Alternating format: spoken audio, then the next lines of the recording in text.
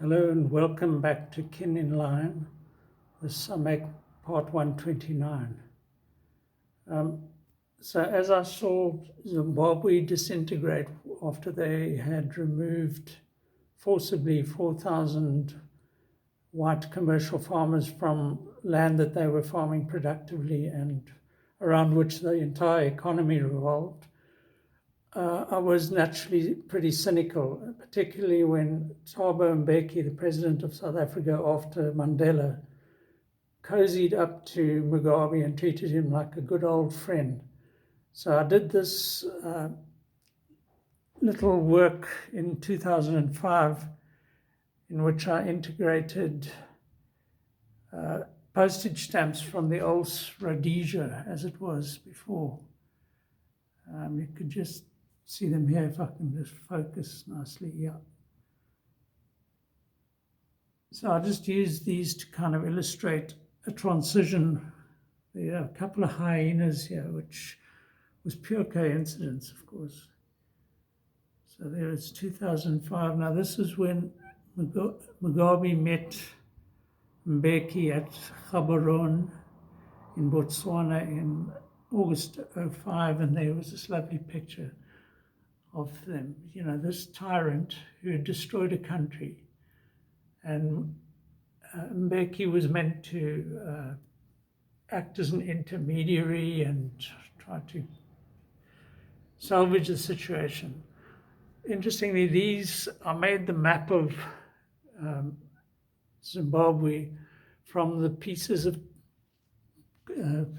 envelope that all these stamps were stuck on, and I had to remove them.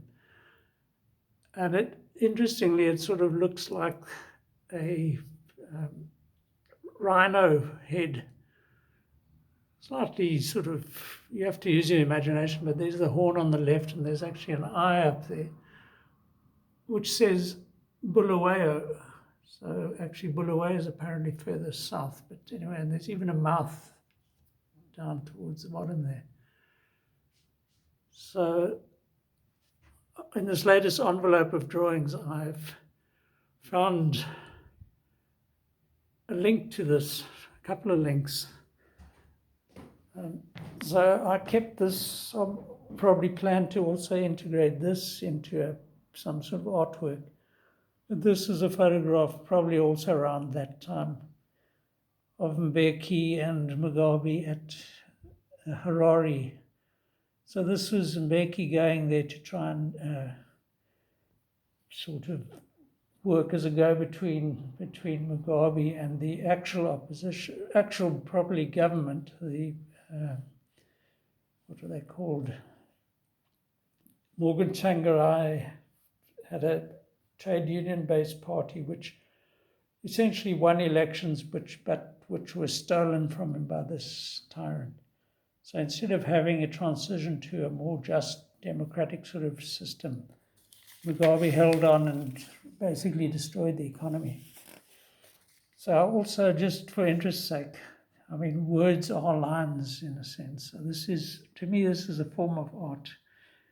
And I was working on the Herald, so I had access to what we call the wires, the news wires. And here we get from Reuters, South African President said on Mbeki said he had tendered his resignation. This was in 08. Does it give a date on there? Well, anyway, I've written it on there.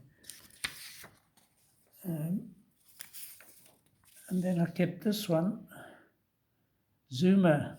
This was the December the 18th, 07.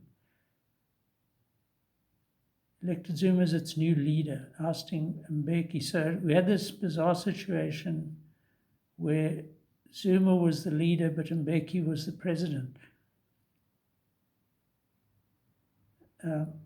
And so eventually Mbeki's position became untenable and he was forced to step down. And then, of course, when Zuma took over, we had a decade of absolute theft. I kept this just because this was the front page of the Herald when he stepped down in 08.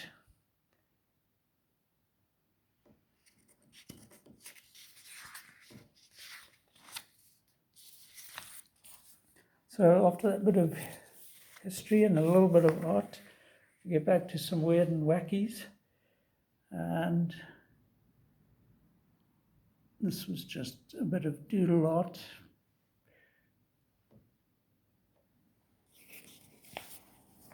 But there's always something interesting. So I kept this for this quaint little face, head. But what we have above is what I used to have to work from as a layout sub. I forget what they called this thing, but this was basically all the pages we had to do.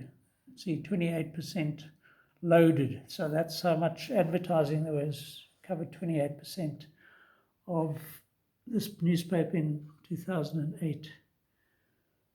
And so the ads are all marked with cross-hatchings, and we had to fill the spaces between them.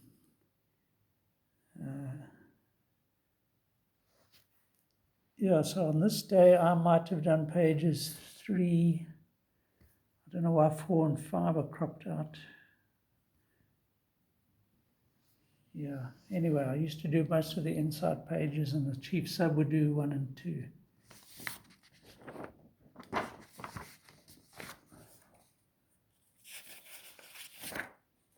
Then I just found this drawing that I did using sort of pastels. These 2 little beaded creatures we've got on our mantelpiece somewhere, I think. Anyway, it was a bit of fun with colour.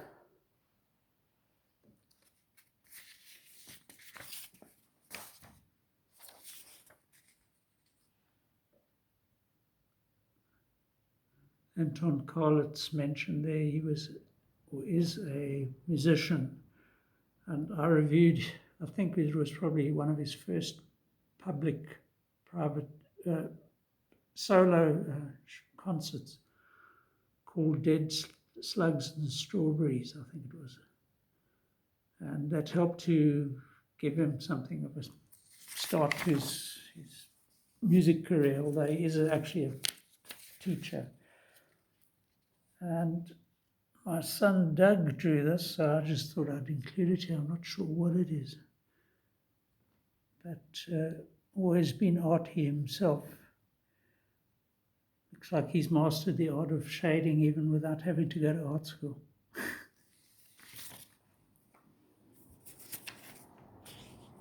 And yeah, look at these old cell phones, eh? I just kept it ready for that little doodle. And Nokia was the name back then.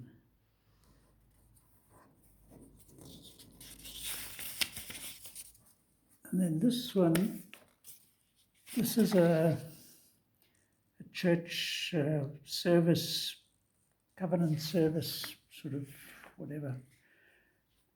And I did this sketch of the pastor or the minister, who was Peter Woods. And I tried to, my plan was to take this just basic little drawing and some of the text, so you can see Jesus Christ is Lord, to the glory of God the Father. So that was my starting point for a painting. And if we look here, this is how it ended up.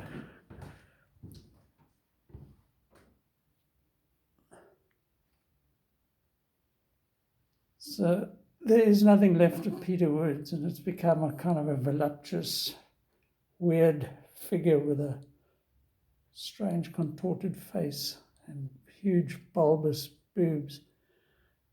At least that's what I see. But down the bottom you can see a little bit of lettering there running up this way, and you can just see Christ written there and God to the left of it. So there's still a bit of that text there, but that was just the starting point, and I tend to do that with my painting, is to you've got to start somewhere and then just see how it evolves. And I almost sold this one. It was on exhibition, and there was a German, I think, who told the gallery owner that if he was in Germany, he would have bought it, but to have to transport it back would have been a problem because it's not on canvas, it's on board. Anyway, all that arose from that little sketch.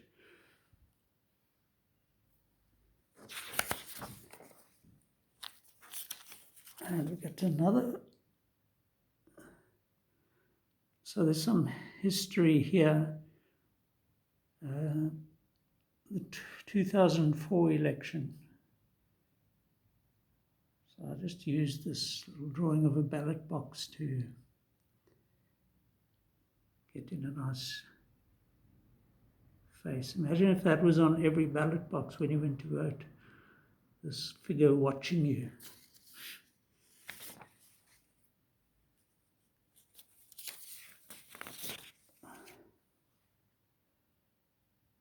So a few more doodles, and this is news. Every evening at conference they would spell out what's going to go where. So this seems to have mainly the sports pages and the business, I think. Rio Tinto, Kucher Refinery.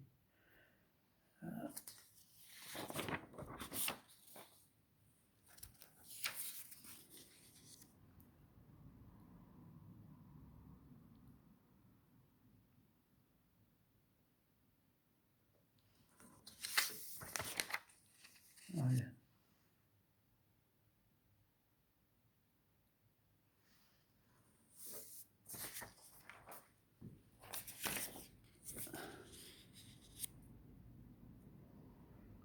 Oh, this cropped up, so I remember a colleague gave this to me.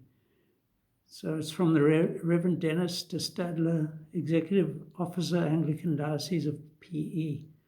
I'd like to record my appreciation of the balanced way in which Times media reporters Ken Bentley for the Herald and Peter Dixon for the Post covered the demonstration against our Archbishop, the Most Reverend Desmond Tutu, at the HF Verwoerd Airport, that's a PE airport, last Thursday.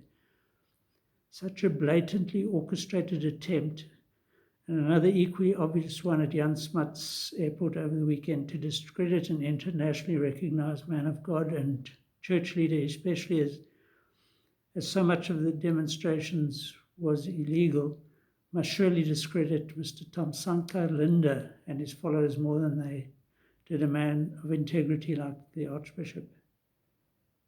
Anyway, so I had a little bit of praise there from the Anglican Church for how Peter Dixon and I reported objectively, hopefully.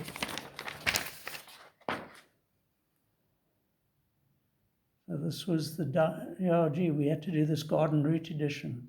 I mean, that was just extra work piled on us. Let's just do another edition. And you guys just put it together, no hassle. I only kept this for my little sketch on the back here. That's probably a symbol for the exploitative management of the company. Or maybe this is them. Whichever.